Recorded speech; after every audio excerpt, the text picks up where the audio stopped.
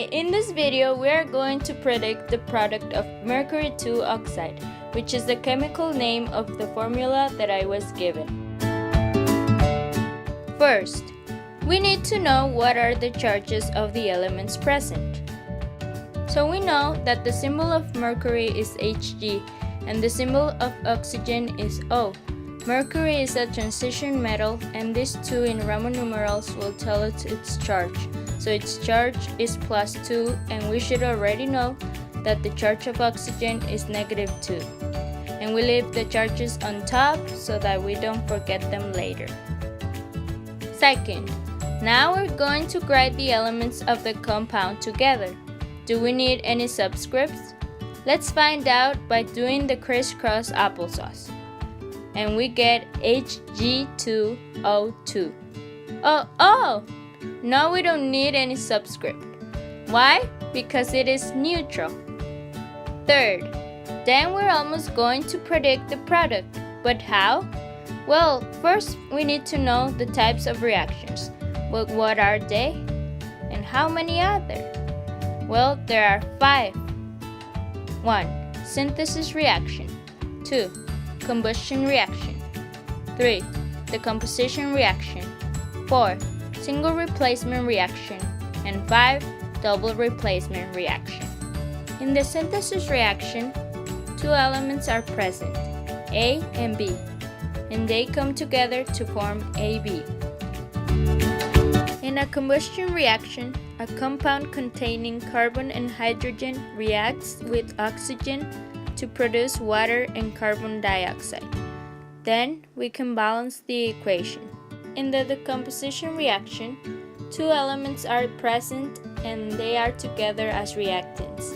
So they separate and we will be left with 2 separate elements. In a single replacement reaction, 3 elements are present. And if the element that is alone has a positive charge, then the cation here will be replaced with it. But if it has a negative charge, then the anion here will replace it to give us a product like this. In a double replacement reaction, we can see 4 elements present. So if we choose to replace the cation, we would do it from here to here. Or if we choose to replace the anion instead, we do the same thing from here to here, and that will give us this product. Fourth, now we know that our reaction is a decomposition reaction because it involves 2 elements, just like in the example of AB when both elements separate. So the product of HgO is Hg plus O2. But why is it O2? Because we have to remember about Brinkelhoff. Oh my gosh, we have predicted the product. But the question is it balanced? No, it's not. And how do we know that? Well, we can make a table which we can label REP, where R stands for reactants, E for elements, and P for products.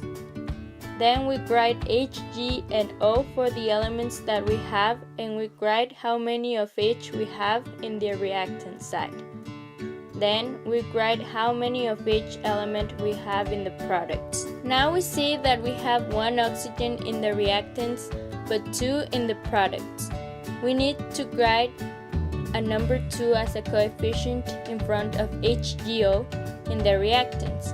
So now we have 2 oxygens on both sides of the equation, but with the coefficient 2 in the reactants, we also have 2 mercuries in the reactants and only 1 in the products.